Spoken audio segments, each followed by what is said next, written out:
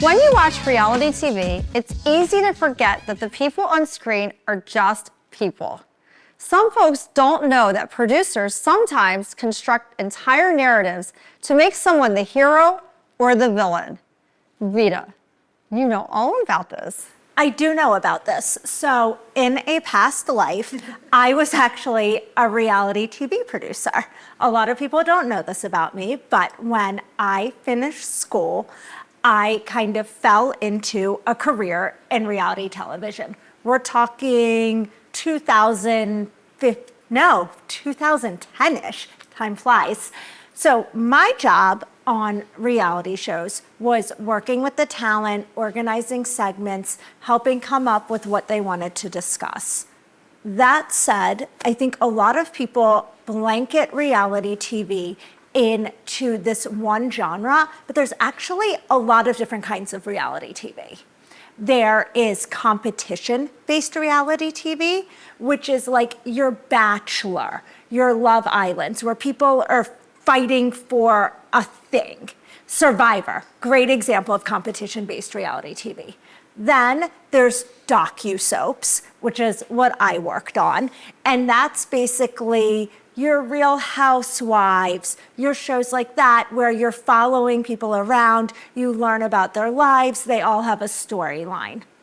And then there's more, documentary style reality. Think Nat Geo, right? Like Into the Wild. There was that show about like the fishermen. I can't remember the name right now. So stuff like that, where it's a little more serious. Well, what about the house improvement shows? Home improvement shows. That's another example of reality TV shows, right? So there's different ones. There's actual competition ones where they're fighting to have, the best house or whatever, like design challenges and stuff like that. I mean, the possibilities are endless. We could spend an hour talking about all different kinds of reality shows.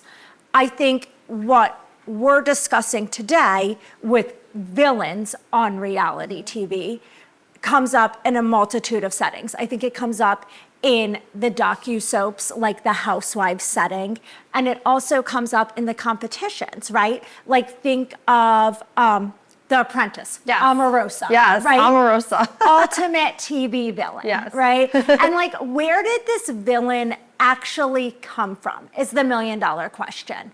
And I think there's a lot of different places she could have come from, right? Did the producers do it? Did Omarosa herself want to be a villain? I mean, we will never know the truth because, there's two sides to every story and then the truth lies somewhere in the middle. Exactly. I feel like on the shows I worked on, I was actually really, really blessed to mainly work for a producer who didn't operate like this, a wonderful woman, and she really didn't take advantage of her cast, and I feel so blessed that I didn't have to do that.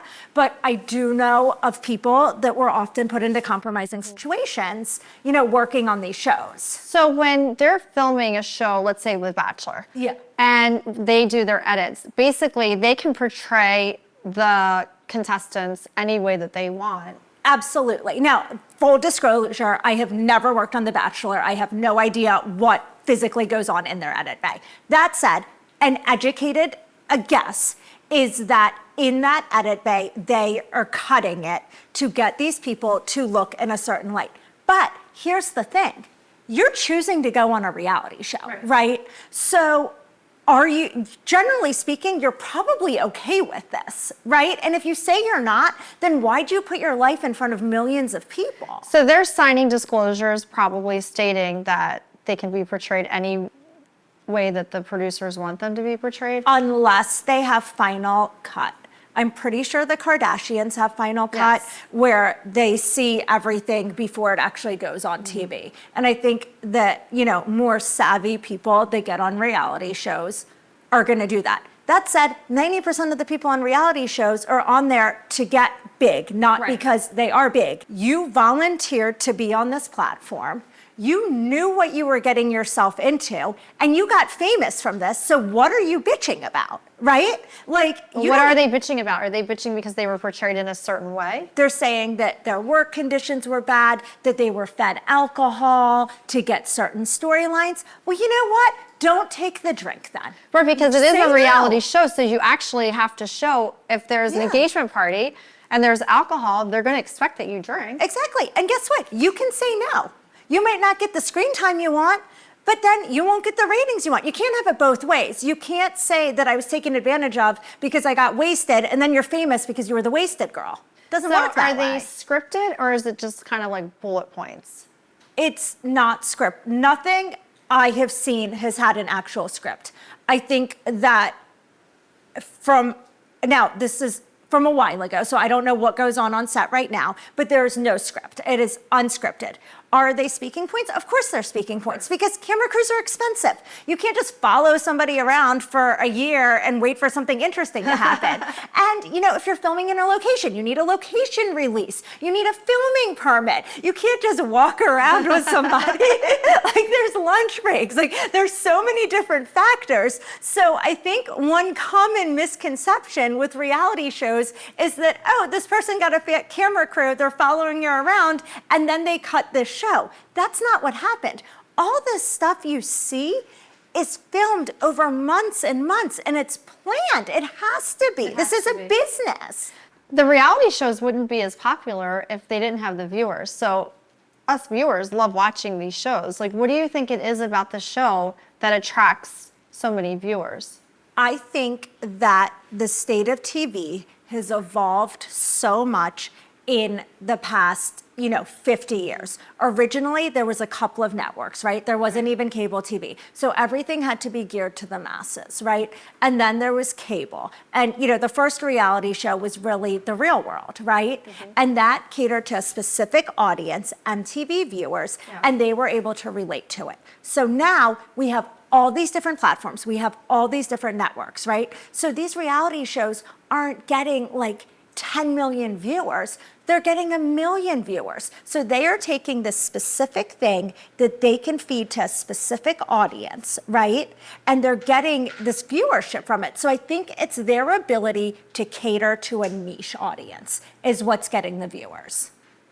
That's interesting. And you're right, because when I was a child, you had 3 networks. Yeah. We were watching Fantasy Island, Love Boat, all these Exactly. Dynasty. And now it's like there's all these different shows out there. So there's too much. Well, for a deeper point, like let's use the Kardashians as an example. Like why would that show and the Kardashians become so popular and so famous when they weren't actually famous before? They were just famous because they were being themselves. I think it's aspirational. I think people see these people and whether or not they want to be them, they want to be a piece of them. Mm-hmm. Like whether it's the wealth they have, whether it's their looks, whether it's the fame, something about them the viewer wants a piece of. And I think that's why they're tuning in. I agree with you 100%. Party's over.